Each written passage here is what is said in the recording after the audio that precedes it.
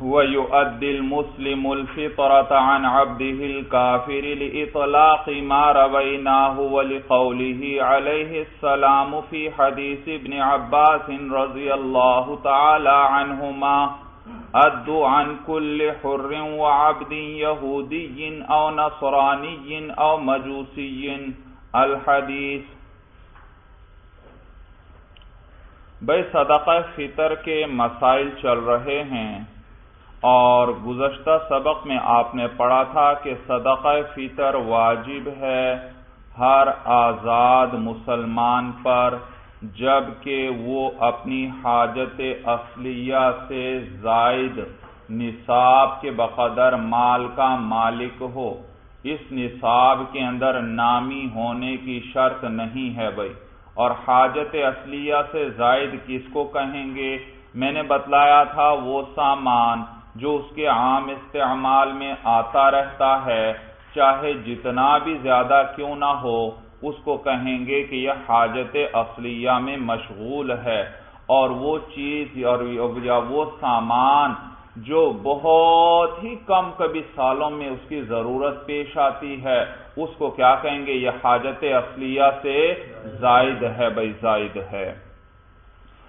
اور گزشتہ سبق میں یہ بھی آپ نے پڑھا تھا کہ صدقہ فطر جو ہے کسی شخص پر وہ اس کی اپنی ذات میں بھی واجب ہوتا ہے، اپنی طرف سے بھی دینا پڑے گا، اپنی نابالغ اولاد کی طرف سے بھی دینا پڑے گا اگر ان کے پاس مال نہیں ہے، اور اسی طرح اپنے غلاموں کی طرف سے بھی دینا پڑے گا، بشرطے کہ وہ غلام خدمت کے لیے ہوں، تجارت کے لیے نہ ہوں بھائی، تجارت کے لیے نہ ہوں۔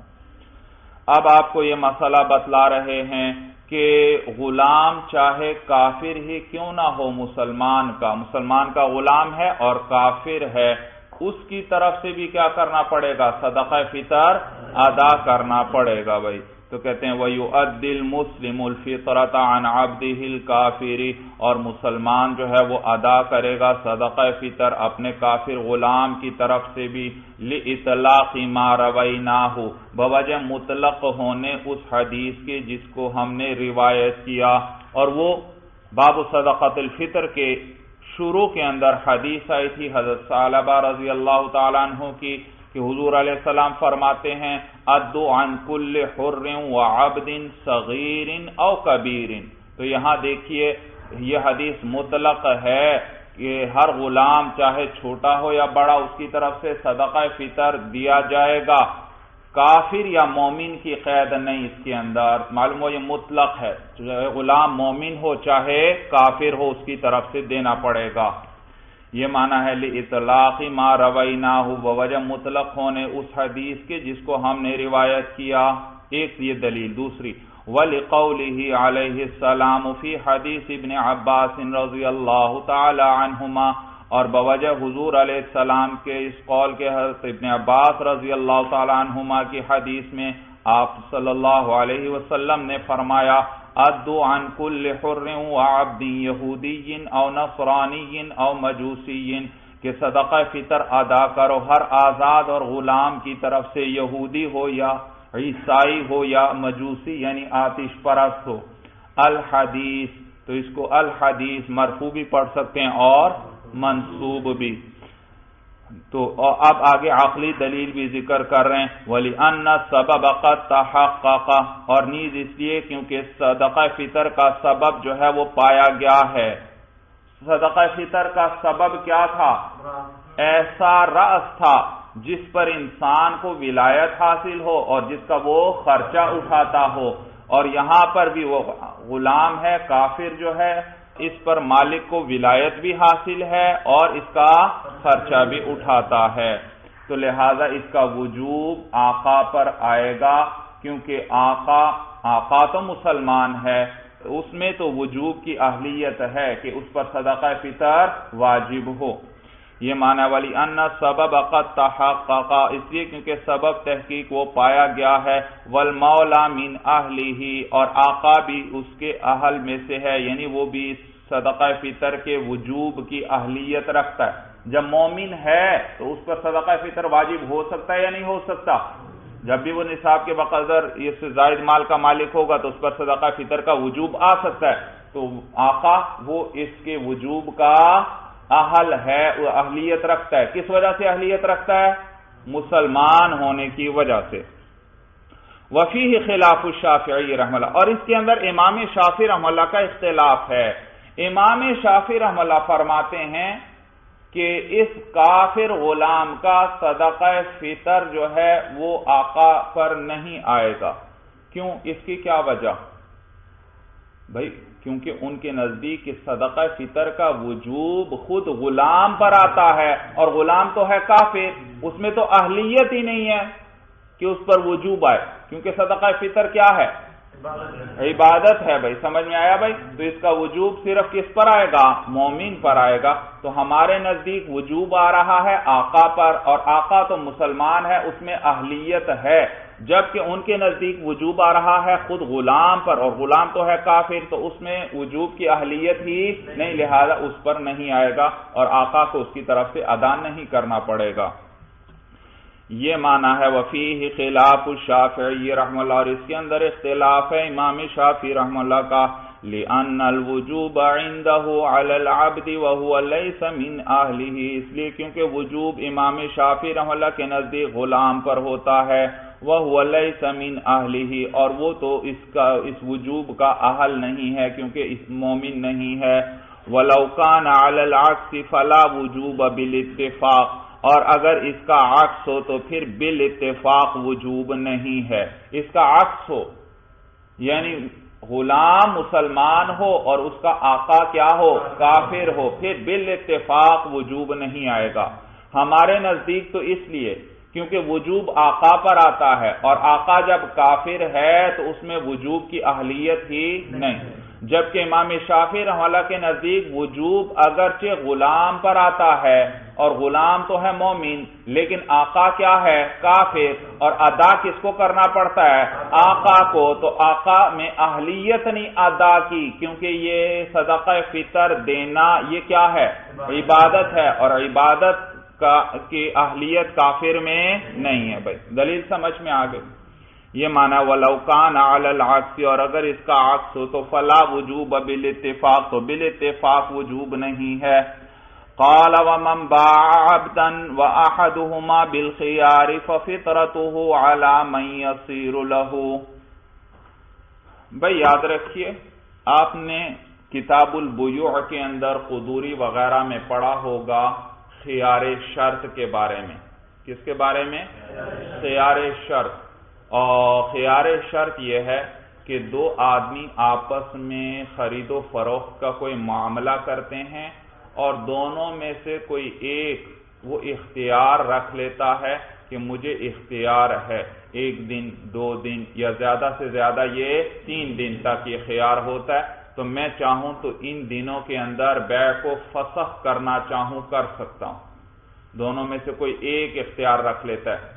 سمجھ میں آیا؟ کبھی بائع رکھ لیتا ہے اور کبھی مشتری۔ مثلا بائع کے پاس ایک چیز تھی، مشتری نے کہا یہ چیز مجھے فروخت کر دو، بائع اس کو بیچنا نہیں چاہتا، لیکن مشتری نے اس کو مجبور کر دیا، تو بائع نے کہا چلو ٹھیک ہے میں نے آپ کو بیچ دی، لیکن میں اس پہ مزید غور کروں گا، اور 3 دن میں اگر میری رائے بن گئی تو ٹھیک ہے، ورنہ میں 3 دن کے اندر کیا کر سکتا ہوں؟ اس بیع کو فسخ کر سکتا ہوں۔ صورت سمجھ میں؟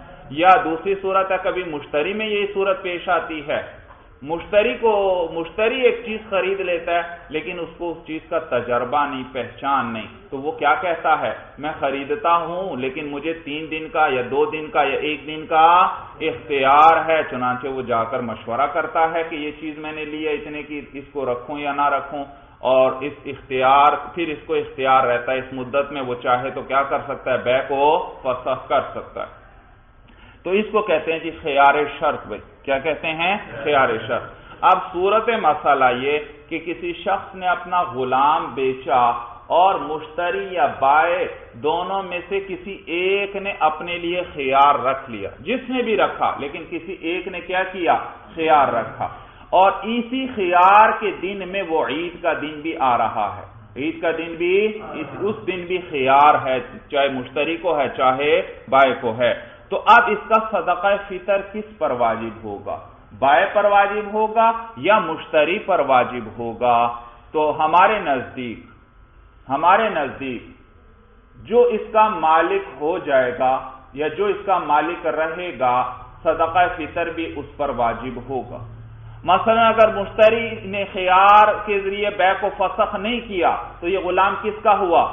مشتری کا، اور یوں شمار کریں گے بیع کے وقت سے ہی مشتری کا ہے، اور بیع تو ہوئی ہے عید سے پہلے، لہذا عید کے دن بھی کس کا ہوا؟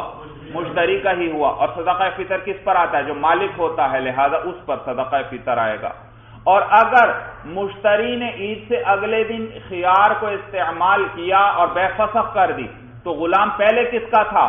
بائع کا، اب بھی کس کا رہے گا؟ بائع کا رہے گا، تو لہذا اس صورت میں صدقہ فطر کس پر آئے گا؟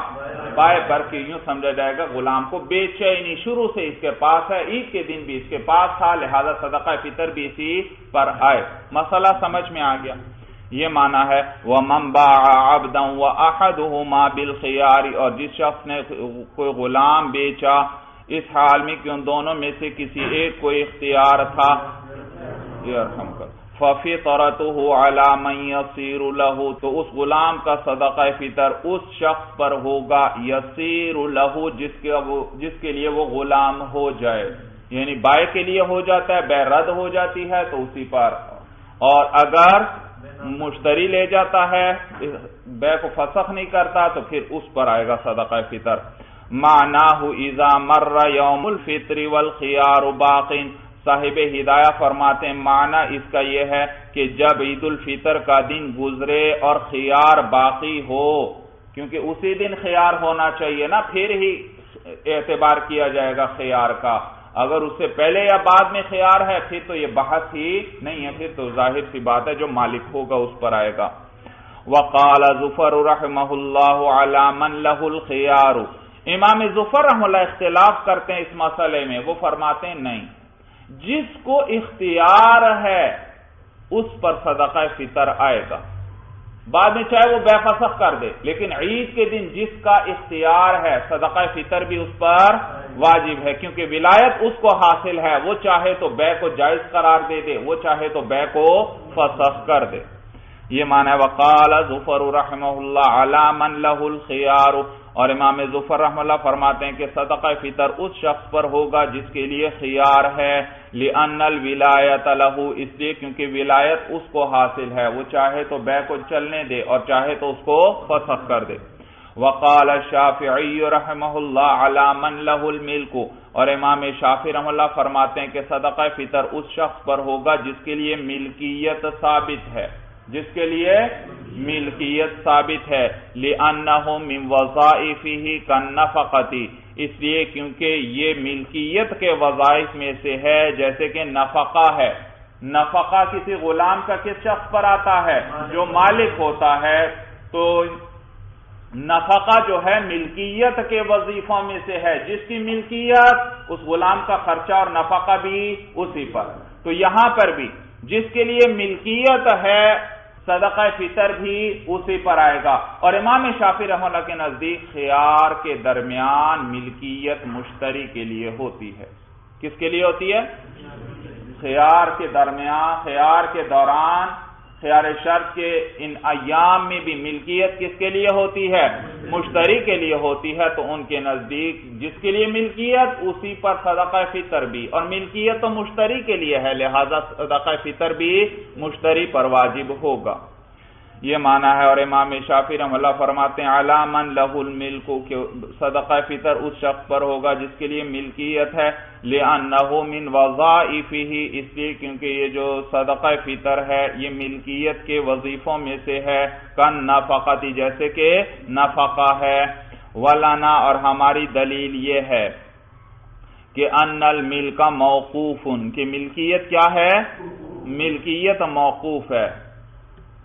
ہم کہتے ہیں ٹھیک ہے، آپ کی بات تسلیم کہ یہ صدقہ فطر ملکیت کے وظیفوں میں سے ہے، جو مالک ہوتا ہے اسی پر صدقہ فطر بھی آتا ہے، لیکن یہاں ملکیت موقوف ہے۔ ملکیت کیا ہے؟ موقوف ہے، کہ پتہ نہیں جس کا خیار ہے وہ اس بیع کو جاری رکھتا ہے، اگر وہ اجازت دے دے گا تو مشتری مالک بن جائے گا، اور اگر وہ بیع کو فسخ کر دے گا تو چیز کس کے پاس باقی رہے گی؟ بائع کے پاس واپس رہے گی۔ تو ابھی معلوم ہوا اس دوران ملکیت موقوف ہے۔ جب ملکیت موقوف ہے تو جس چیز کی بنیاد ملکیت پر تھی یعنی صدقہ فطر، وہ بھی کیا رہے گا؟ موقوف رہے۔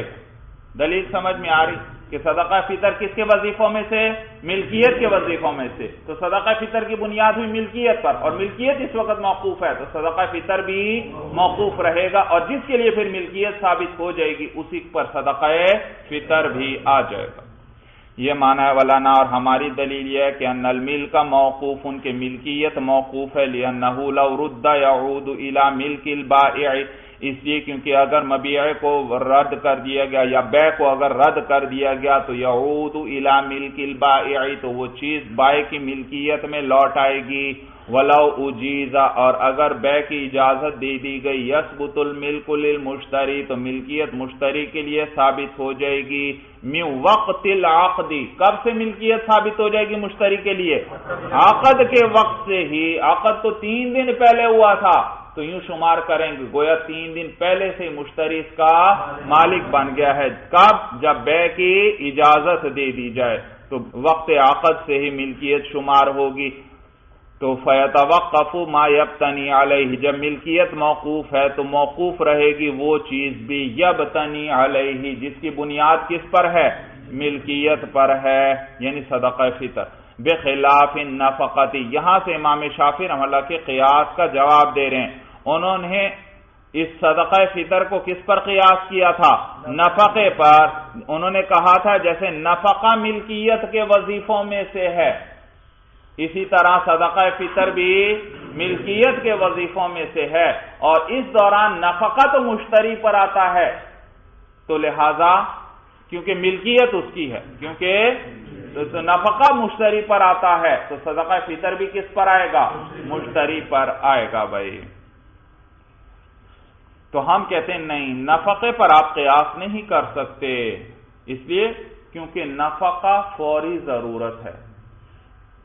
فی الحال ہی غلام کو کھانے اور پینے کی حاجت ہے، اور خیار شرط تو مثلا 3 دن کا رکھا ہوا ہے، سمجھ میں آیا؟ تو خیار شرط 3 دن تک رکھا ہوا ہے، تو اس دوران فی الحال غلام کو کھانے اور پینے کی حاجت ہوگی یا حاجت نہیں ہوگی؟ تو اس کی تو حاجت ہوگی، لہذا اس میں تو ابھی فوری ضرورت ہے، جبکہ صدقہ فطر تو بعد میں بھی ادا کر دیا جائے تو کوئی حرج نہیں، لہذا اس کو نفقے پر قیاس نہیں کیا جا سکتا۔ بخلاف النفقۃ، بخلاف نفقہ کے، لأنہا للحاجۃ الناجزۃ، ناجزہ کا معنی موجودہ، فی الحال، اس لیے کیونکہ نفقہ جو ہے اس کی ضرورت فی الحال ہے، فلا تقبل التوقف، لہذا یہ نفقہ جو ہے یہ توقف کو قبول نہیں کرتا۔ اس میں یہ نہیں کہہ سکتے کہ نفقہ موقوف رہے گا، کیونکہ اس نفقے کی تو اسے فوری ضرورت ہے بھائی، سمجھ میں آئی بات؟ تو وہ موقوف نہیں رہے گا۔ وَزَكَاةُ التِّجَارَةِ عَلَى هَذَا الْخِلَافِ، اور تجارت کی زکوٰۃ بھی اسی اختلاف پر ہے، یعنی مثلا ایک شخص نے دوسرے کو کوئی سامان فروخت کیا، سامان تجارت، اور دونوں میں سے کسی ایک نے خیار رکھ لیا، اور انہی خیار کے ایام میں اس کا سال پورا ہو رہا ہے، اس شخص کے پاس جو نصاب کے بقدر مال تھا اس پر سال پورا ہو رہا ہے، تو اب اس سال جس دن پورا ہو رہا ہے اس دن ابھی خیار باقی ہے، یا بائع کا ہے یا مشتری، تو اب تو کیا اس کی بھی زکوٰۃ ادا کی جائے گی اس مال کی جس کے اندر خیار ہے، یا زکوٰۃ یہ ادا نہیں کرے گا دوسرے کا شمار کریں گے؟ تو کہتے ہیں بھئی اس کے اندر بھی وہی صورت ہے، جس کا وہ ہو جائے گا اسی پر اس کی زکوٰۃ بھی آئے گی، سمجھ میں آ گیا؟ جبکہ امام ظفر رحمہ اللہ کے نزدیک جس کا خیار ہے اس پر اس کی زکوٰۃ آئے گی جبکہ سال پورا ہو رہا ہے ان دنوں میں، اور امام شافعی رحمہ اللہ کے نزدیک جس کے لیے ملکیت ہے اس پر کیا آئے گی؟ زکوٰۃ آئے گی، اور ملکیت ان کے نزدیک کس کے لیے ہے؟ مشتری کے لیے ہے، لہذا اس پر بھائی۔ یہاں تک بات سمجھ میں آ گئی۔ فصل فی مقدار الواجب ووقتہ، یہ فصل ہے واجب کی مقدار میں اور اس کے وقت میں، یعنی صدقہ فطر کی واجب مقدار کتنی ہے، اس کی مقدار کتنی ہے، اور اس کا وقت کب ہے، کس وقت یہ ادا کیا جائے گا۔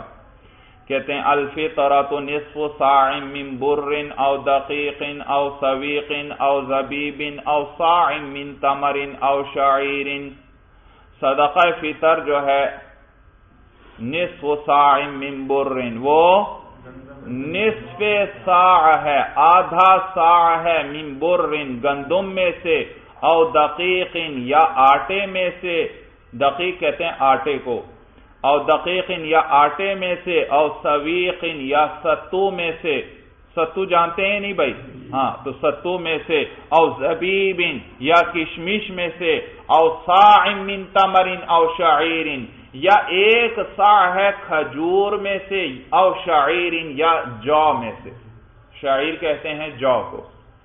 تو بھائی دیکھیے، اگر گندم دینی ہے صدقہ فطر کے اندر، یا آٹا دینا چاہتے ہیں، یا ستو دینا چاہتے ہیں، یا کشمش دینا چاہتے ہیں، تو آدھا صاع دینا پڑے گا۔ اور اگر آپ کھجور یا جو دینا چاہتے ہیں، پھر آدھا صاع نہیں بلکہ ایک پورا صاع دینا پڑے گا۔ وقال، اور صاحبین فرماتے ہیں الزبیب بمنزلۃ الشعیر، کہ کشمش جو کے درجے میں ہے۔ کس کے درجے میں ہے بھائی؟ یہ جو متن میں ذکر ہوا نا، متن میں کشمش کا ذکر کس کے ساتھ آیا؟ نصف صاع کے ساتھ یا صاع کے ساتھ؟ نصف صاع کے ساتھ زبیب کا ذکر۔ معلوم ہوا زبیب کا وہی حکم ہے جو گندم کا ہے۔ جو کس کا حکم ہے؟ گندم کا حکم ہے، جبکہ شعیر کا وہ حکم ہے جو کھجور کا حکم ہے، یعنی پورا صاع دینا پڑے گا۔ یہ امام صاحب کے نزدیک ہے، اور صاحبین فرماتے ہیں کہ زبیب جو کے درجے میں، اور جو کے اندر تو پورا صاع دینا پڑتا ہے، لہذا اگر کوئی کشمش دینا چاہتا ہے صدقہ فطر کے طور پر تو پورا صاع دینا پڑے گا، نصف صاع نہیں۔ امام صاحب کیا فرماتے تھے؟ نصف صاع دے گا اگر کشمش دیتا ہے، جبکہ صاحبین فرماتے ہیں پورا صاع۔ یہ معنی ہے وقال الزبیب بمنزلۃ الشعیر، اور صاحبین فرماتے ہیں کہ کشمش جو ہے وہ جو کے درجے میں ہے۔ وَهُوَ روایت عن ابی حنیفہ رحمہ اللہ، اور یہی ایک روایت امام صاحب سے بھی ہے۔ ایک روایت تو اوپر متن میں آ گئی کہ کشمش میں سے نصف صاع ہے، اور ایک روایت امام صاحب سے یہ بھی آئی ہے کہ کشمش میں پورا صاع دینا پڑے گا۔ والاول روایت الجامع الصغیر، اور پہلی جو ہے وہ جامع صغیر کی روایت ہے جو متن کے اندر آئی کہ زبیب کا نصف صاع دینا پڑے گا۔ یہ روایت امام صاحب سے نقل کی گئی ہے جامع صغیر کے اندر بھائی۔ وقال الشافعی رحمہ اللہ من جمیع ذالک صاع، اور امام شافعی رحمہ اللہ فرماتے ہیں ان سب میں سے صاع دینا پڑے گا۔ وہ فرماتے ہیں نصف صاع کی بات ہے ہی نہیں کہیں پر بھی، بلکہ جو بھی چیز دینی ہے، گندم ہے، آٹا ہے، ستو ہے، کشمش ہے، کھجور وغیرہ، سب میں سے صدقہ فطر کتنا آئے گا؟ ایک صاع دینا پڑے گا۔ ان کی دلیل لحدیث ابی سعید الخدری رضی اللہ تعالیٰ عنہ، حضرت ابو سعید خدری رضی اللہ تعالیٰ عنہ کی حدیث ہے، قال، وہ فرماتے ہیں کننا نخرج ذالک علی عہد رسول اللہ صلی اللہ علیہ وسلم، کہ کننا نخرج ذالک، ہم یہ نکالا کرتے تھے، یعنی کیا مراد ہے؟ صاع، کہ ہم ایک صاع نکالا کرتے تھے حضور علیہ السلام کے زمانے میں۔ یہ ان کی دلیل ہے۔ اس میں کس کا ذکر آ رہا ہے؟ صاع کا۔ وَلَنَا مَا رَوَيْنَا، اور ہماری دلیل وہ حدیث ہے جس کو ہم نے روایت کر دیا، اور وہ جو حضرت ثعلبہ رضی اللہ تعالیٰ عنہ کی حدیث ہے اس میں کیا آیا تھا؟ نصف صاع من بر او صاع من شعیر، تو دیکھو وہاں گندم کا نصف صاع ذکر ہے بھائی، اور جو کا صاع بھائی۔ تو یہاں بلانا ہمارا وینا، اور ہماری دلیل جو ہے وہ حدیث ہے جس کو ہم نے روایت کر دیا، وَهُوَ مذہب جماعت من الصحابہ، اور یہی مذہب ہے صحابہ کی ایک جماعت کا، صحابہ کی ایک جماعت کا یہی مذہب ہے۔ وَفِيهِمُ الْخُلَفَاءُ الرَّاشِدُونَ رضوان اللہ علیہم، اور انہی میں سے خلفاء راشدین بھی ہیں رضی اللہ تعالی عنہم بھائی۔ ان کا بھی یہی مذہب ہے۔ وما رواہ محمول علی الزیادۃ تطوعا، اب امام شافعی رحمہ اللہ کی حدیث کا جواب بھی دے رہے ہیں کہ وہ حدیث جو ہے ما رواہ، جس کو امام شافعی رحمہ اللہ نے روایت کیا، محمول علی الزیادۃ، وہ محمول ہے زیادتی پر، تطوعا بطور نفل کے، بطور نفل کے، یعنی حضرت ابو سعید رضی اللہ تعالیٰ عنہ جو گندم میں سے بھی 1 صاع ادا کرتے تھے تو نصف صاع تو اس میں واجب تھا، اور جو نصف صاع زائد دیتے تھے وہ بطور نفل کے ویسے ہی زائد دے دیا کرتے تھے۔ یہ معنی وما رواہ محمول علی الزیادۃ تطوعا، اور وہ حدیث جس کو امام شافعی رحمہ اللہ نے روایت کیا وہ محمول ہے بطور نفل کے زیادتی پر، کہ وہ زیادتی بطور نفل کے تھی۔ وَلَهُمَا فِي الزَّبِيبِ، جی متن میں اختلاف بھی ذکر ہوا کہ امام صاحب کے نزدیک زبیب کس کے ساتھ ہے؟ گندم کے ساتھ ہے، یعنی نصف صاع دیں گے، اور صاحبین کے نزدیک زبیب کس کے ساتھ ہے؟ شعیر کے ساتھ ہے، دونوں میں سے 1 صاع دیں گے۔ اب وہ بھی ذکر کرنے لگیں۔ وَلَهُمَا، اور صاحبین کی دلیل فی الزبیب، کشمش کے اندر یہ ہے کہ انہ والتمر یتقاربان فی المقصود، کہ کشمش اور کھجور جو ہیں وہ قریب قریب ہیں ایک دوسرے کے، فی المقصود، مقصود کے اندر دونوں کیا ہیں؟ مقصود میں ایک دوسرے کے قریب ہیں۔ مقصود کیا؟ یعنی دونوں کو بطور لذت کے کھایا جاتا ہے، جیسے کھجور لذت کے طور پر کھائی جاتی ہے، اسی طرح کشمش کو بھی بطور لذت کے کھایا جاتا ہے، اور نیز جس طرح کھجور کے ذریعے مٹھاس حاصل کی جاتی ہے، مٹھاس کے لیے اس کو کھایا جاتا ہے، اسی طرح کشمش کو بھی کس لیے کھایا جاتا ہے؟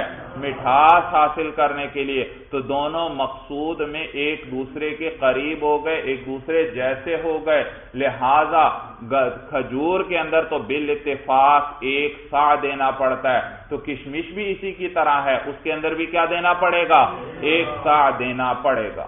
یہ صاحبین کی دلیل، یہ معنی ہے وَلَهُمَا، صاحبین کی دلیل فی الزبیب، کشمش میں یہ ہے کہ انہ والتمر یتقاربان فی المقصود، کہ کشمش اور کھجور جو ہیں وہ باہم ایک دوسرے کے قریب ہیں مقصود کے اندر، اور مقصود کیا؟ لذت اور مٹھاس۔ وَلَهُ، اور امام صاحب کی دلیل یہ ہے کہ انہ والبر یتقاربان، کہ کشمش اور گندم یتقاربانی، وہ ایک دوسرے کے قریب ہیں، فی المعنی، معنی کے اعتبار سے۔ کس اعتبار سے؟ معنی کے اعتبار سے دونوں ایک دوسرے کے قریب ہیں۔ بھئی کس طرح معنی کے اعتبار سے؟ کہتے ہیں لِأَنَّهُ يُؤْكَلُ كُلُّ وَاحِدٍ مِّنْهُمَا بِجَمِيعِ أَجْزَائِهِ، اس لیے کیونکہ ان میں سے ہر ایک کو کھایا جاتا ہے اپنے سارے اجزاء کے ساتھ۔ گندم کو بھی کیا کیا جاتا ہے؟ سارے اجزاء سمیت کھا لیتے ہیں، اسی طرح کشمش کو بھی سارے اجزاء سمیت کھا لیتے ہیں، جبکہ جو اور کھجور ایک دوسرے کے مشابہ ہیں۔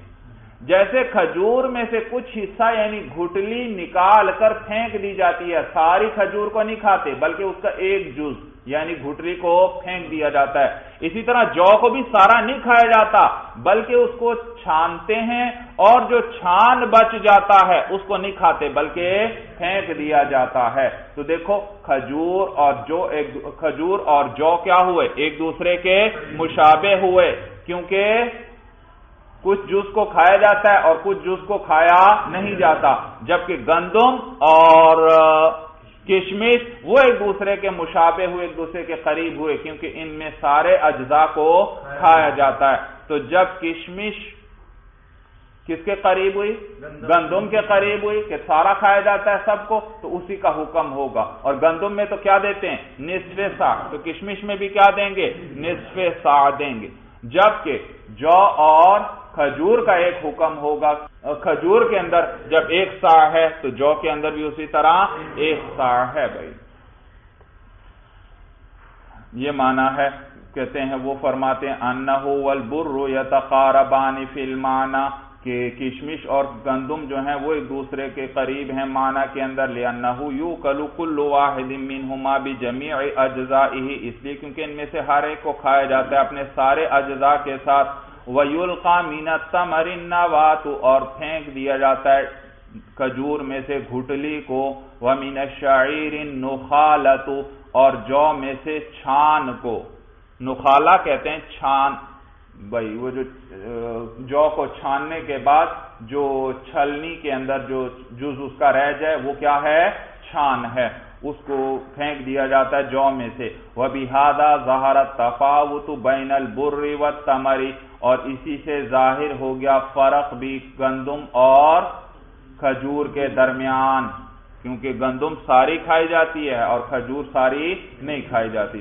وَمُرَادُهُ مِنَ الدَّقِيقِ وَالسَّوِيقِ مَا يُتَّخَذُ مِنَ الْبُرِّ کہتے ہیں بھائی متن کے اندر دقیق اور سویق یعنی آٹے اور ستو کا ذکر آیا تھا، تو اس آٹے اور ستو سے مراد گندم کا آٹا اور گندم کا ستو مراد ہے، جو کا آٹا یا جو کا ستو مراد نہیں ہے بھائی۔ تو کہتے ہیں وہ مرادہ اور صاحب قدوری کی مراد جو ہے یا ماتن کی مراد جو ہے من الدقیق والسویق آٹے اور ستو سے، ما یتخذ من البر وہ آٹا یا وہ ستو ہے جو کس سے بنایا جاتا ہے؟ گندم سے۔ اما دقیق الشعیر کالشعیر اور باقی جو کا آٹا ہے وہ جو کی طرح ہے، کس کی طرح؟ بھائی وہاں ذکر ہوا تھا نا آٹے یا ستو میں سے بھی کتنا ہے، متن میں کیا آیا تھا؟ نصف ساع، تو بتلا دیا کہ وہ گندم کا آٹا اور گندم کا ستو ہے، اس میں سے نصف ساع دیں گے، اور جو کے آٹے کا وہی حکم ہے جو کا ہے، اور جو میں سے نصف ساع دیتے ہیں یا ایک ساع دیتے ہیں؟ ایک ساع دیتے ہیں، تو جو کا آٹا یا ستو دینا چاہتے ہیں تو وہ ایک ساع دینا پڑے گا، نصف ساع سے وہاں ادائیگی نہیں ہوگی۔ وَالْأَوْلَى أَنْ يُرَاعَ فِيهِمَا الْقَدْرُ وَالْقِيمَةُ احْتِياطًا اور بہتر یہ ہے کہ رعایت رکھی جائے ان دونوں کے اندر مقدار کی بھی اور قیمت کی بھی، احتیاطاً بطور احتیاط کے۔ احتیاط یہ ہے کہ ان دونوں میں یعنی اگر ستو یا آٹا دینا چاہتے ہیں گندم کا یا جو کا، تو اس میں مقدار کی بھی رعایت رکھیں اور قیمت کا بھی اعتبار کریں بطور احتیاط کے، احتیاط اسی میں ہے۔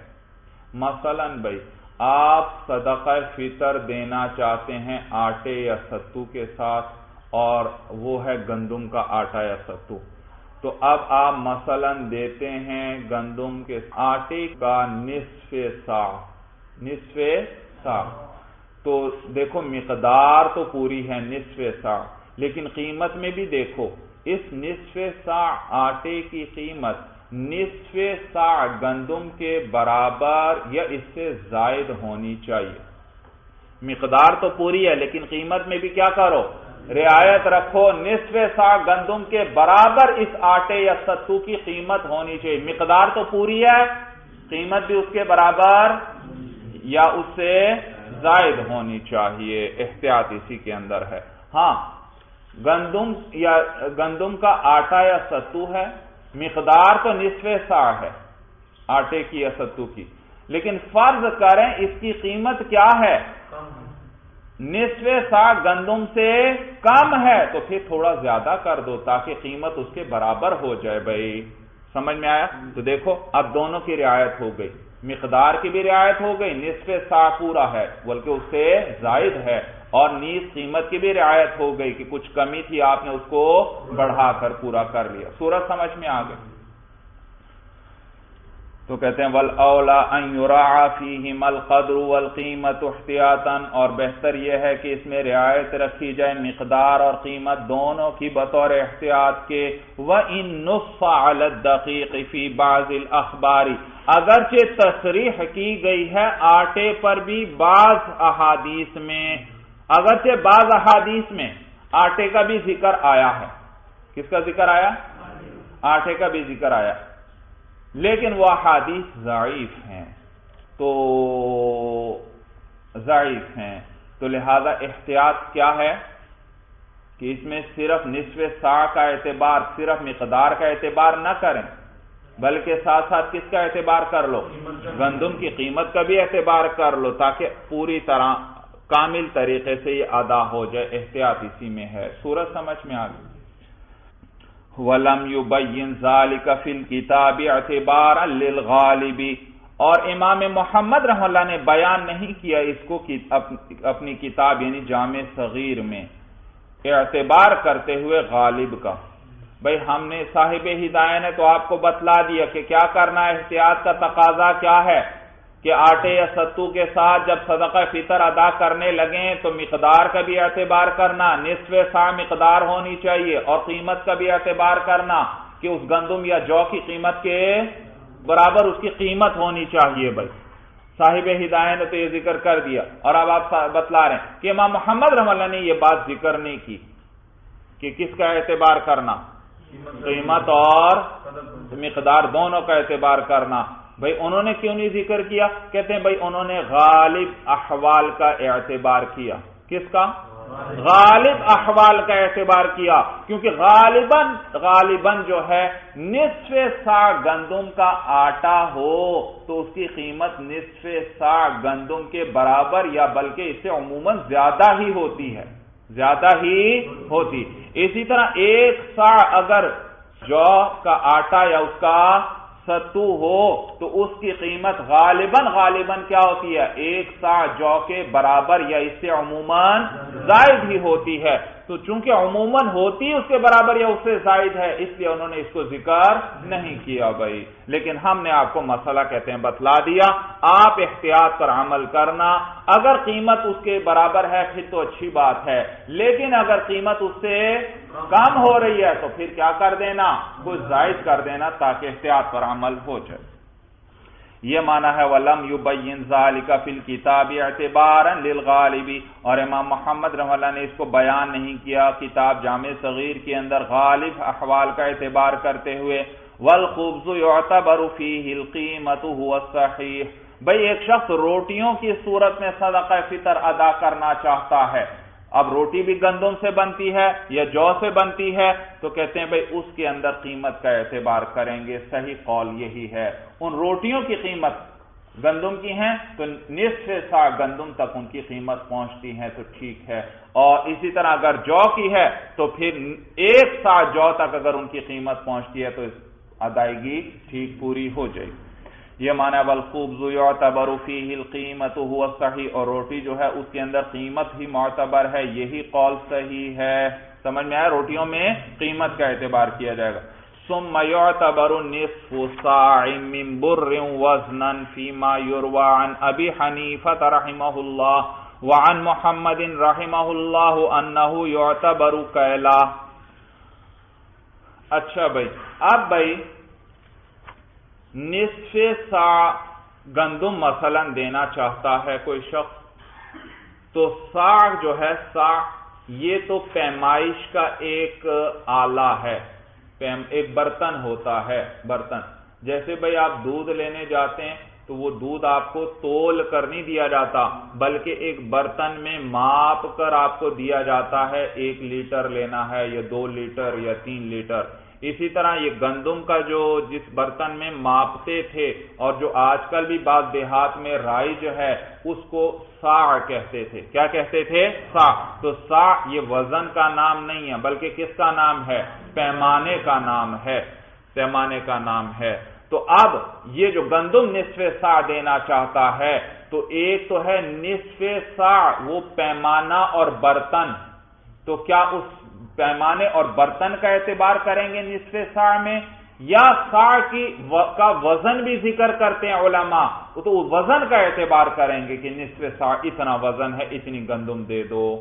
صورت سمجھ میں آ رہی؟ تو اس نصف سا اس پیمانے کا اعتبار کریں یا نصف سا وزن کا اعتبار کیا جائے گا؟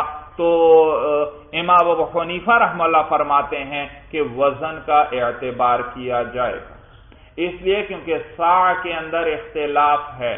ہمارے نزدیک سا 8 رطل کا ہے، تو امام شافعی اور امام ابو یوسف رحمہ اللہ وغیرہ کے نزدیک سا جو ہے 5 رطل اور ثلث رطل کے برابر۔ میں نے آپ کو لکھوائے تھے کہ سا 3 قسم کے ہیں، ایک سا ہاشمی ہے وہ 32 رطل کا ہے، ایک ساع عراقی ہے جسے ساع حنفی بھی کہتے ہیں، وہ 8 رطل کا ہے، اور ایک ساع حجازی ہے جو 5 رطل اور ثلث رطل یعنی 1 رطل کا تیسرا حصہ اس کے برابر ہے ساع حجازی۔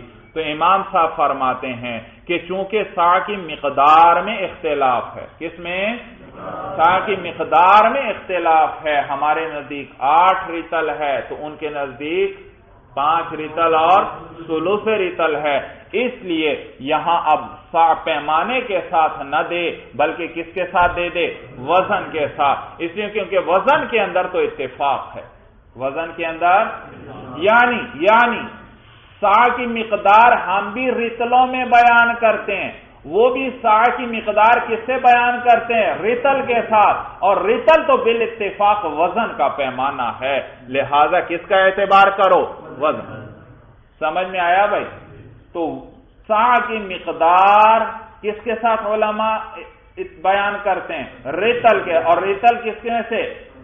وزن کے پیمانوں میں سے ہے۔ تو جب ساع کے پیمائش اور اس کے برتن کی مقدار کے اندر تو اختلاف ہے علماء کا، لیکن اس کو بیان کرنا وزن کے ساتھ، اس میں کیا ہے؟ علماء کا اتفاق ہے، وہ بھی رطل وزن کے ساتھ بیان کرتے ہیں، ہم بھی رطل کس کے ساتھ؟ وزن کے ساتھ یعنی رطل کے ساتھ بیان کرتے ہیں، تو لہذا اس کا اعتبار بھی کس سے کریں گے؟ وزن کے ساتھ۔ جبکہ امام محمد رحمہ اللہ فرماتے ہیں نہیں، وزن کے ساتھ نہیں، بلکہ ساع کا اعتبار پیمانے کے اعتبار سے، اس برتن کے اعتبار سے کریں گے، کیونکہ احادیث میں کس طریقے سے اس کا ذکر آیا ہے؟ اس پیمانے کے اعتبار سے ذکر آیا ہے، وزن کے اعتبار سے ذکر نہیں آیا۔ یہ معنی ہے ثم يعتبر نصف صاع من بر وزنا، پھر اعتبار کیا جائے گندم میں سے نصف صاع کا باعتبار وزن کے، فیما یروى عن ابی حنیفہ رحمہ اللہ، اس روایت کے مطابق جس کو روایت کیا گیا ہے امام صاحب سے، وعن محمد رحمہ اللہ انہ یعتبر کیلا، اور امام محمد رحمہ اللہ کے نزدیک اس نصف صاع کا اعتبار کیا جائے گا کیل یعنی ماپنے کے اعتبار سے، والدقیق اولا من البر۔ اب یہاں سے یہ بتلا رہے ہیں کہ بھئی کہ ایک ہے گندم کو دینا صدقہ فطر کے طور پر، ایک ہے اس کے آٹے کو دینا، اور ایک ہے گندم کی قیمت دینا۔ 3 صورتیں ہیں، کون سی صورت بہتر ہے، کس پر عمل کرنا افضل ہے؟ تو آپ کو 2 قول بتلائیں گے کہ فقیہ ابو جعفر رحمہ اللہ ان کے نزدیک گندم کے بجائے آٹا دینا بہتر ہے، تاکہ فقیر اس سے اپنی فوری ضرورت پوری کر سکے۔ وہ گندم دیں گے تو پھر اس کو آٹا بنانا پڑے گا اس کے لیے، تو آپ کیا کریں، اس کو تیار آٹا دے دیں، یہ زیادہ بہتر ہے۔ اور آٹے سے پھر بہتر یہ ہے کہ اس کو درہموں کی صورت میں دے دو، قیمت کی صورت میں دے دو، کیونکہ آٹا تو صرف اس کے کھانے کے کام آئے گا، لیکن درہم اس کے ہر کام آ سکتے ہیں، اس کے لیے جو بھی ضرورت ہوگی اس کو وہ پورا کر لے گا۔ لہذا گندم سے بہتر آٹا اور آٹے سے بہتر درہم ہیں۔ جبکہ دوسرا قول وہ ابو بکر اعمش رحمہ اللہ وہ فرماتے ہیں کہ گندم بہتر ہے سب سے، اس لیے کہ گندم کے اندر ہمارا اور امام شافعی رحمہ اللہ کا اتفاق ہے، جبکہ آٹا دینے میں اور قیمت دینے میں وہ اختلاف کرتے ہیں، وہ کہتے ہیں آٹا یا قیمت نہیں دے سکتے۔ یہ مسئلہ پیچھے کتاب الزکوٰۃ میں ذکر ہوا تھا کہ ہمارے نزدیک قیمت بھی اس چیز کی دی جا سکتی ہے، جبکہ ان کے نزدیک قیمت نہیں دی جا سکتی بھائی۔ تو لہذا گندم دینا وہ فرماتے ہیں افضل ہے، کیونکہ یہ بالاتفاق گندم کے ساتھ درست ہے، جبکہ آٹے کے ساتھ دینا یا قیمت ادا کرنا اس میں تو ہمارا اور ان کا اختلاف ہے، تو بہتر یہ ہے کہ آدمی اختلاف سے بچ جائے اور اتفاقی صورت اختیار کرے اور گندم ہی دے دے بھائی۔ تو کہتے ہیں وَالدَّقِيقُ أَوْلَى مِنَ الْبُرِّ، اور آٹا جو ہے وہ بہتر ہے گندم سے، وَالدَّرَاهِمُ أَوْلَى مِنَ الدَّقِيقِ، اور درہم جو ہیں وہ آٹے سے بہتر ہیں، فی ما یروى عن ابی یوسف رحمہ اللہ، اس روایت کے مطابق جو روایت کی گئی ہے امام ابو یوسف رحمہ اللہ سے، وَهُوَ اخْتِيَارُ الْفَقِيهِ ابی جعفر رحمہ اللہ، اور یہ مختار ہے، یہ پسندیدہ قول ہے یعنی اس قول کو پسند کیا کس نے؟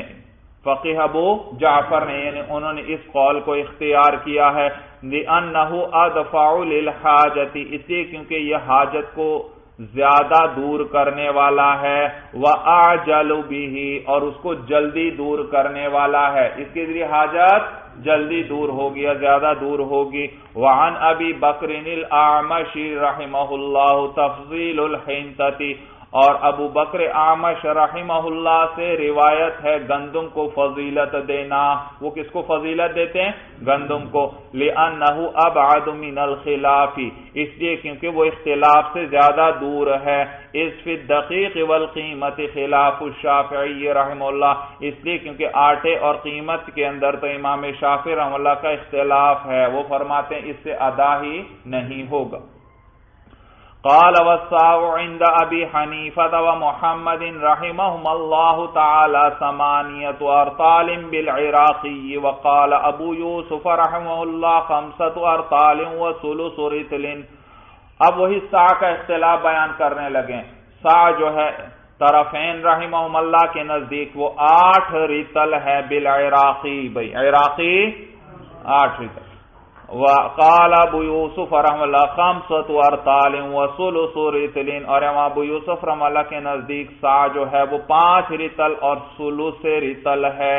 وہو قول شافعی رحمہ اللہ، اور یہی قول ہے امام شافعی رحمہ اللہ کا، لقولہ علیہ السلام، بوجہ حضور علیہ السلام کے اس قول کے۔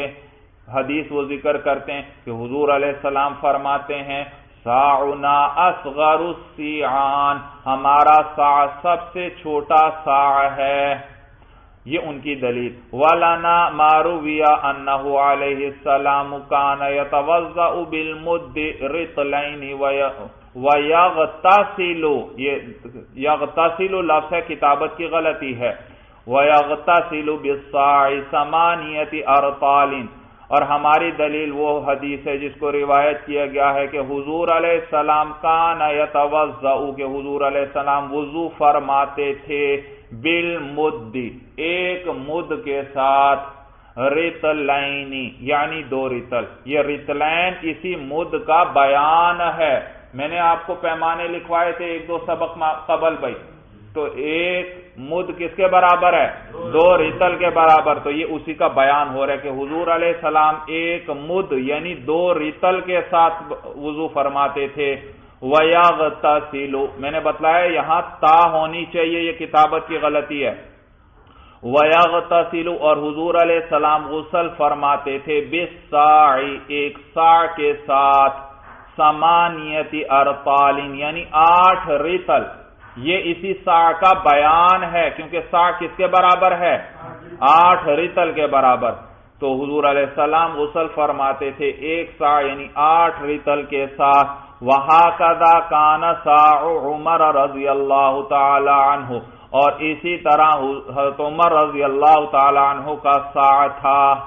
تو یہ تو دیکھو حدیث میں کیا آ گیا، حضور علیہ السلام ایک ساع سے غسل فرماتے تھے، یعنی کہ 8 رطل سے، ساع کی مقدار بھی بیان ہو گئی، وہ کتنے کے برابر ہے؟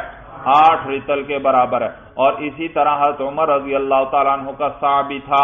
وَهُوَ أَصْغَرُ مِنَ الْحَاشِمِيِّ، یہ جواب دے رہے ہیں اس حدیث کا۔ حدیث میں کیا آیا تھا؟ ہمارا ساع چھوٹا، سب سے چھوٹا سا، تو کہتے ہیں بھئی یہ جو 8 رطل ہے یہ والا ساع اصغر من الہاشمی، یہ کیا ہے؟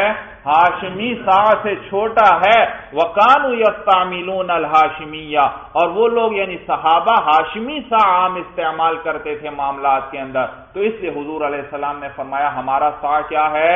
چھوٹا ہے بھئی۔ قال ووجوب الفطرة يتعلق بطلوع الفجر من يوم الفطر، اور صدقہ فطر کے وجوب کا تعلق جو ہے یوم الفطر یعنی عید والے دن کی طلوع فجر کے ساتھ ہے۔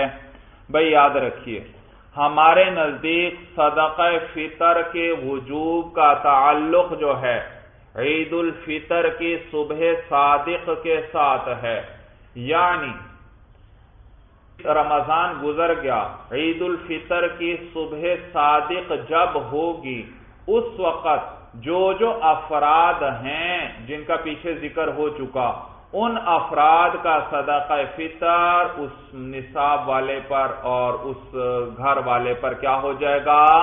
واجب ہو جائے۔ سورج سمجھ میں آ گئی؟ کس وقت؟ یعنی عید کے دن کی صبح صادق کے وقت بھائی، تو وجوب کا تعلق اس صبح صادق کے ساتھ ہے، فجر کے ساتھ ہے۔ اور اس رات اگر صبح صادق سے پہلے کوئی مر گیا تو فجر کے وقت وہ موجود نہ تھا، لہذا اس کا صدقہ فطر بھی اس پر واجب نہیں۔ جبکہ امام شافعی رحمہ اللہ فرماتے ہیں کہ صدقہ فطر کے وجوب کا تعلق غروب آفتاب کے ساتھ ہے، یعنی آخری روزہ جب گزر گیا اور سورج جس وقت غروب ہوا، اس وقت جو موجود ہیں ان کا صدقہ فطر اس شخص پر واجب ہو جائے گا۔ تفصیل تو پیچھے بیان ہو چکی نا، کن کن کا واجب اس پر ہونا ہے، یا جس کا اب صرف اکیلا ہے تو اپنا، تو وجوب کا تعلق یعنی اس وقت کے ساتھ ہے۔ تو گویا ان کے نزدیک وجوب کا تعلق غروب آفتاب کے ساتھ ہے اور ہمارے نزدیک وجوب کا تعلق صبح صادق کے ساتھ ہے۔ تو ان کے نزدیک اس غروب آفتاب کے وقت جو موجود تھا اس کا صدقہ فطر اس شخص پر واجب ہوگا، اور ہمارے نزدیک ابھی نہیں واجب، 7-8 گھنٹے بعد جب صبح صادق ہوگی اس وقت کیا ہوگا؟ واجب ہوگا۔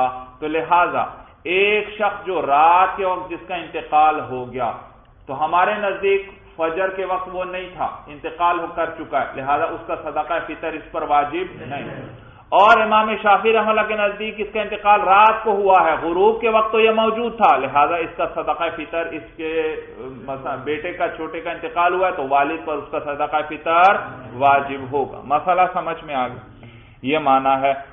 قال صاحب قدوری فرماتے ہیں ووجوب الفطرۃ یتعلق بطلوع الفجر، کے صدقہ فطر کے وجوب کا تعلق فجر طلوع ہونے کے ساتھ ہے، من یوم الفطر، عید الفطر کے دن۔ وقال الشافعی رحمہ اللہ بغروب الشمس فی الیوم الاخیر من رمضان، اور امام شافعی رحمہ اللہ کے نزدیک صدقہ فطر کے وجوب کا تعلق جو ہے سورج غروب ہونے کے ساتھ ہے، فی الیوم الاخیر من رمضان، رمضان کے آخری دن میں، رمضان کے آخری دن سورج کے غروب ہونے کے ساتھ اس کے وجوب کا تعلق ہے۔ حتی ان من اسلم او ولد لیلۃ الفطر، یہاں تک کہ جو شخص مسلمان ہوا یا جو بچہ پیدا ہوا لیلۃ الفطر، کس رات؟ عید الفطر کی رات میں، تجب فطرتہ عندنا، تو اس کا صدقہ فطر واجب ہوگا ہمارے نزدیک، کیونکہ فجر کے وقت یہ مسلمان ہو چکا ہے پہلے سے ہی، اور یا فجر کے وقت وہ پہلے ہی پیدا ہو چکا ہے تو وہ رأس موجود ہے، تو صدقہ فطر واجب ہوگا ہمارے نزدیک۔ وَعِندَهُ لَا تَجِبُ، اور ان کے نزدیک واجب نہیں ہوگا، کیونکہ غروب آفتاب کے وقت تو ابھی وہ شخص مسلمان نہیں ہوا تھا یا ابھی وہ بچہ پیدا نہیں ہوا تھا۔ وَعَلَىٰ عَكْسِهِ مَمَّا، اور اس کا برعکس ہے، مَمَّا تَفِيهَا مِن مَمَالِكِهِ أَوْ وُلْدِهِ، کہ جو مر جائے اس کے مملوکوں میں سے، او ولدہ، یا اس کی اولاد میں سے۔ بھائی ہمارے نزدیک عید کی رات میں جو مسلمان ہوا یا جو بچہ پیدا ہوا اس کا صدقہ فطر واجب ہوگا، ان کے نزدیک نہیں۔ لیکن اس کا برعکس ہوگا، اگر رات کو کوئی غلام اس کا مر گیا یا کوئی بچہ یا اس کے کسی بچے کا انتقال ہوتا ہے، تو امام شافعی رحمہ اللہ فرماتے ہیں اس غلام کا یا بچے کا انتقال رات کو ہوا ہے، غروب آفتاب کے وقت تو یہ زندہ تھے، لہذا ان کا صدقہ فطر واجب ہوگا۔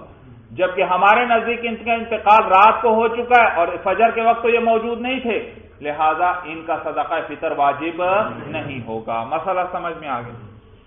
یہ معنی ہے وَعَلَىٰ عَكْسِهِ، اور اس کے برعکس ہوگا، یعنی پچھلے مسئلے میں ہمارے نزدیک صدقہ فطر واجب تھا، ان کے نزدیک واجب نہیں تھا، اب برعکس ہے، ہمارے نزدیک واجب نہیں ہوگا اور ان کے نزدیک واجب ہوگا۔ کس صورت میں؟ مَمَّاتَ فِيهَا مِن مَمَالِكِهِ أَوْ وَلَدِهِ، وہ جو مر جائے اس لیلۃ الفطر میں اس کے مملوکہ غلاموں میں سے، او ولدہ، یا اس کی اولاد میں سے، لہو، امام شافعی رحمہ اللہ کی دلیل یہ ہے کہ انہو یختص بالفطری، کہ اس صدقہ فطر کی تخصیص ہے، یہ خاص ہے بالفطری، کس کے ساتھ؟ فطر کے ساتھ۔ امام شافعی رحمہ اللہ فرماتے ہیں کہ یہ صدقہ فطر ہے، نام ہی بتلا رہا ہے صدقہ فطر، اور فطر میں نے آپ کو بتلایا تھا کس چیز کا نام ہے؟ روزے کی ضد ہے، اس کا اردو میں کوئی مترادف لفظ موجود نہیں۔ اس وقت آپ کا روزہ نہیں تو آپ کی اس حالت کو کیا کہیں گے؟ فطر کہیں گے، فطر کہیں گے۔ تو امام شافعی رحمہ اللہ فرماتے ہیں اس صدقہ فطر، یہ صدقہ فطر خاص ہے کس کے ساتھ؟ فطر کے ساتھ، اسی لیے اس کو کیا کہتے ہیں؟ صدقہ فطر کہتے ہیں۔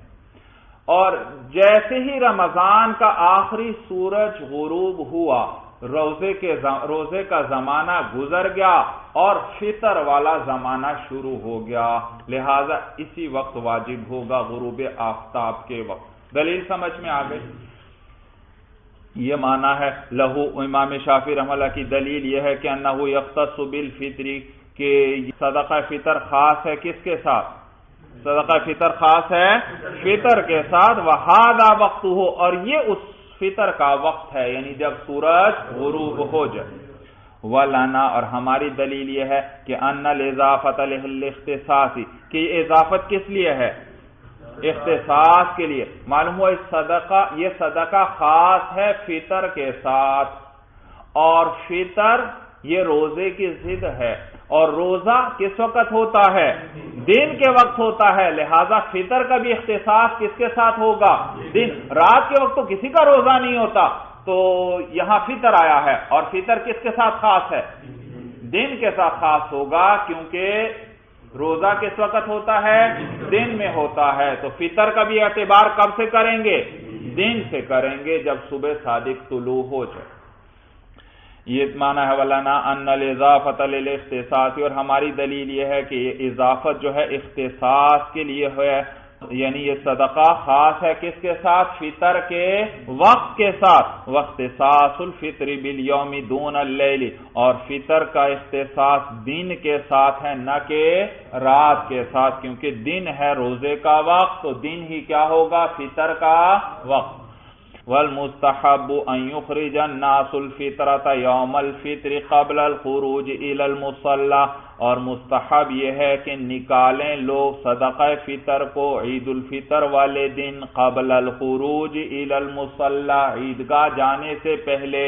عیدگاہ جانے سے پہلے ہی کیا کر دیں؟ فقراء کو صدقہ فطر ادا کر دینا مستحب ہے، لأنه علیہ السلام کان یخرج قبل ان یخرج، اس لیے کیونکہ حضور علیہ السلام بھی صدقہ فطر نکالتے تھے نکلنے سے پہلے، یعنی عیدگاہ کی طرف نکلنے سے پہلے۔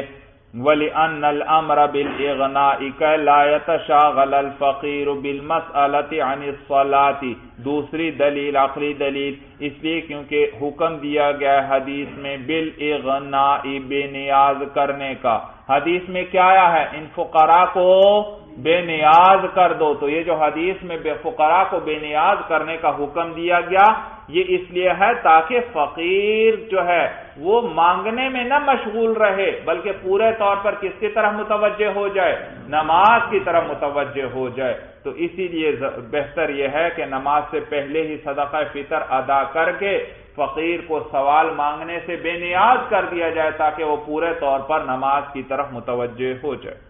یہ معنی والی ان الامر بالاغناء، اور اس لیے کیونکہ بے نیاز کرنے کا، بے پرواہ کرنے کا جو حکم ہے وہ اس لیے ہے کہ لا يتشاغل الفقیر بالمسألة، تاکہ فقیر جو ہے وہ مشغول نہ ہو جائے مانگنے میں، عن الصلاة، کس سے؟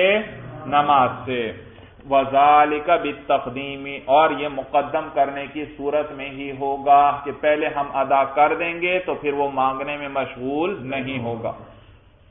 فَإِن قَدَّمُوهَا عَلَى يَوْمِ الْفِطْرِ جَازَ، اگر صدقہ فطر کو ان لوگوں نے مقدم کر دیا عید الفطر پر تو بھی جائز ہے۔ کوئی عید سے پہلے ہی کیا کر دیتا ہے؟ صدقہ فطر ادا کر دیتا ہے، تو یہ بھی جائز ہے، یعنی ایک دو دن پہلے ہی دے دیتا ہے، ایک دن پہلے یا کئی دن پہلے دے دیتا ہے، تو یہ بھی جائز۔ لِأَنَّهُ أَدَّى بَعْدَ تَقَرُّرِ السَّبَبِ، اس لیے کیونکہ اس نے صدقہ فطر ادا کیا ہے سبب کے پائے جانے کے بعد۔ سبب تو موجود تھا، سبب نہ ہوتا پھر تو ادا نہیں ہونا تھا، لیکن سبب موجود ہے، اور صدقہ فطر کا سبب کیا ہے؟ وہ رأس ہے، وہ ذات ہے، وہ تو موجود ہے پہلے بھی، تو لہذا سبب پایا گیا تو پہلے ادا بھی ہو جائے گا۔ فَأَشْبَهَ التَّعْجِيلَ فِي الزَّكَاةِ، تو یہ مشابہ ہو گیا زکوٰۃ میں جلدی کرنے کے، جیسے زکوٰۃ کے اندر اگر سال سے پہلے کوئی زکوٰۃ دینا چاہے تو دے سکتا ہے، بشرطے کہ سبب زکوٰۃ یعنی نصاب نامی پایا جائے۔ وَلَا تَفْصِيلَ بَيْنَ مُدَّةٍ وَمُدَّةٍ هُوَ الصَّحِيحُ، اور کوئی تفصیل نہیں ہے، کوئی فرق نہیں، یعنی ایک مدت اور دوسری مدت کے درمیان، یہی قول صحیح ہے۔ بھائی دراصل یہاں فقہا اختلاف کرتے ہیں، بعض فرماتے ہیں کہ رمضان کے مہینے سے پہلے نہیں دے سکتا، رمضان جب شروع ہو جائے پھر صدقہ فطر دے سکتا ہے۔ بعض کہتے ہیں رمضان کے نصف اخیر کے اندر، آخری 15 دنوں میں دے سکتا ہے، اس سے پہلے نہیں دے سکتا۔ اسی طرح مختلف اقوال ہیں، تو صاحب ہدایہ فرما رہے ہیں کہ نہیں بھائی، ایک مدت اور دوسری مدت کے درمیان کوئی فرق نہیں ہے، یعنی جب بھی دینا چاہے دے سکتا ہے، اس میں کسی مدت کی قید نہیں ہے۔ وَإِنْ أَخَّرُوهَا عَنْ يَوْمِ الْفِطْرِ لَمْ تَسْقُطْ، بھائی مسئلہ یہ کہ عید الفطر کا دن گزر گیا اور کسی نے صدقہ فطر ادا ہی نہیں کیا، تو کیا یہ اس کے ذمے سے ساقط ہو جائے گا؟ کہتے ہیں نہیں بھائی، ساقط نہیں ہوگا، بعد میں بھی اس کو دینا ہی پڑے گا، اس کے ذمے باقی رہے گا بھائی۔ تو کہتے ہیں وَإِنْ أَخَّرُوهَا عَنْ يَوْمِ الْفِطْرِ لَمْ تَسْقُطْ، اور اگر صدقہ فطر کو مؤخر کر دیا عید الفطر کے دن سے تو بھی یہ ساقط نہیں ہوگا، یعنی ختم نہیں ہوگا۔ وَكَانَ عَلَيْهِمْ إِخْرَاجُهَا، اور ان پر واجب ہوگا اس کو نکالنا یعنی ادا کرنا۔ لِأَنَّ وَجْهَ الْقُرْبَةِ فِيهَا مَعْقُولٌ، اس لیے کیونکہ قربت کی وجہ، عبادت ہونے کی وجہ اس کے اندر معقول ہے، یعنی عقل میں آنے والی ہے۔ فَلَا يَتَقَدَّرُ وَقْتُ الْأَدَاءِ فِيهَا، لہذا ادا کا وقت اس میں مقرر نہیں ہوگا، بخلاف الْأُضْحِيَّةِ، بخلاف قربانی کے۔ بھائی قربانی جو ہے نا، قربانی وہ غیر معقول ہے، وہ اس میں ہمیں جانور کو ذبح کرنے اور اس کا خون بہانے کا حکم دیا گیا ہے، اور یہ جانور کو ذبح کرنا اور خون کا بہانا کس طرح عبادت ہے، اس کی وجہ عقل میں نہیں آتی۔ جب یہ عقل میں نہیں آتی اس کی وجہ، تو یہ اپنے مورد پر بند رہے گا، اور مورد یعنی اس قربانی کرنے کا حکم کن دنوں میں دیا گیا ہے؟ ان 3 دنوں میں، ایام النحر جو ہیں انہی 3 دنوں میں، یعنی 10، 11 اور 12 ذی الحج کو۔ تو چونکہ یہ قربانی خود غیر معقول ہے، لہذا یہ اپنے اس مورد پر، اپنے وقت پر بند رہے گی، اور دنوں کے اندر جائز نہیں بھائی، وہ قربانی نہیں ہوگی۔ سمجھ میں آیا بھائی؟ جبکہ یہ صدقہ فطر جو ہے یہ ایک معقول عبادت ہے، یعنی عقل میں آنے والی ہے، اس لیے کیونکہ صدقہ فطر کے ذریعے فقیر کی محتاجی دور کی جائے گی، اس کی ضرورت پوری کی جائے گی، اور فقیر کی محتاجی دور کرنا، اس کا عبادت ہونا ہمیں سمجھ میں آتا ہے بھائی کہ ایک شخص کی کیا ہے تکلیف اور پریشانی کو کیا کیا جا رہا ہے، دور، تو اس کا عبادت ہونا سمجھ میں آتا ہے۔ جب یہ امر معقول ہے تو اس میں وقت جو ہے وہ مقرر نہیں ہوگا، اس کے اندر وقت مقرر نہیں ہوگا کہ عید کے دن ادا کرے تو صدقہ فطر ادا ہوگا، بعد میں ادا کرے تو ادا نہیں ہوگا، اس لیے کیونکہ اس میں قربت کی وجہ کیا ہے؟ فقیر کے محتاجی کو دور کرنا، اور فقیر کے محتاجی جیسے عید کے دن دینے کے اندر اس کی محتاجی دور ہوتی ہے، اسی طرح بعد میں دینے سے بھی کیا ہوتی ہے؟ اس کی محتاجی دور ہوتی ہے۔ اس لیے یہ ایک وقت کے ساتھ مقرر نہیں ہوگا، کیونکہ اس کی وجہ عقل میں آنے والی ہے، اور وہ وجہ بتلاتی ہے کہ عید کے بعد بھی دو گے تو کیا ہوگا؟ اس کی محتاجی دور ہوگی، اس کی ضرورت پوری ہوگی۔ اس لیے اس صدقہ فطر کو وقت کے ساتھ مقرر، وقت کے ساتھ مقید نہیں کیا جائے گا، جبکہ قربانی کے اندر اس کی عبادت ہونے کی وجہ عقل میں نہیں آتی، لہذا اس کے اندر انہی دنوں کے اندر بھی جائز ہوگی جس کا ذکر آیا ہے احادیث وغیرہ میں، اور دنوں میں اس سے وہ قربانی ادا نہیں ہوگی۔ بھائی مسئلہ سمجھ میں آیا؟ یہ معنی ہے لِأَنَّ وَجْهَ الْقُرْبَةِ فِيهَا مَعْقُولٌ، اس لیے کیونکہ عبادت ہونے کی وجہ صدقہ فطر کے اندر معقول ہے، عقل میں آنے والی ہے۔ فَلَا يَتَقَدَّرُ وَقْتُ الْأَدَاءِ فِيهَا، لہذا مقرر نہیں ہوگا ادا کا وقت اس کے اندر، بخلاف الْأُضْحِيَّةِ، بخلاف قربانی کے، کہ اس کے اندر جو ہے عبادت ہونے کی وجہ عقل میں نہیں آتی، لہذا اس کے اندر وہی وقت ہی مقرر ہوگا جو نص کے اندر آیا ہے۔ واللہ عالم، اور اللہ خوب جاننے والے ہیں۔ چلیے بس بھائی، ھذا ھو المرام، واللہ عالم بحقیقت الکلام۔